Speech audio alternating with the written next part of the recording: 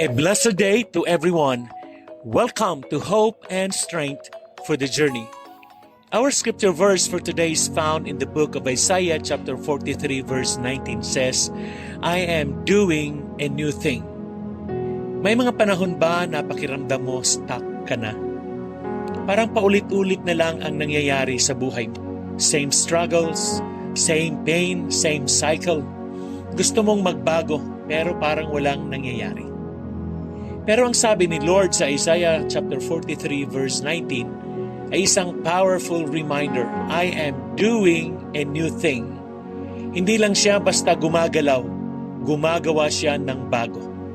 Hindi mo man agad makita, pero may ginagawa na siya sa background. Naalala mo ba yung puzzle? Habang binubuo mo ito, parang magulo at walang saysay ang mga piraso. Pero pag natapos mo, makikita mo pala na may magandang larawan. Ganon din ang ginagawa ni Lord. Habang feeling mo sabog at walang direksyon ang buhay mo, meron pala siyang binubuong bago, mas maganda sa inaakala mo. Paano po natin i-apply ang mga katotohanan ito? Una, be open to the new thing God is doing. Meaning, minsan, kaya hindi natin nakikita yung bagong ginagawa ni Lord ay dahil kapit tayo sa dati. Hayaan mong baguhin niya ang puso mo, mindset mo o sitwasyon mo. Amen. Number 2, don't thank God to what you've already seen. Kung paanong gumawa siya ng daan sa Red Sea, kaya rin niyang gumawa ng daan sa disyerto ng buhay mo ngayon. Let Him surprise you. Number 3, trust His process even when it's unfamiliar. Meaning, bago man pero hindi ka pababayaan ni Lord. Ang new ay hindi laging comfortable pero laging may layunin. Amen. Tanungin mo ang sarili mo ngayon. Meron bang bahagi ng buhay ko na pinanghihinayangan ko kaya hirap akong makita ang bago?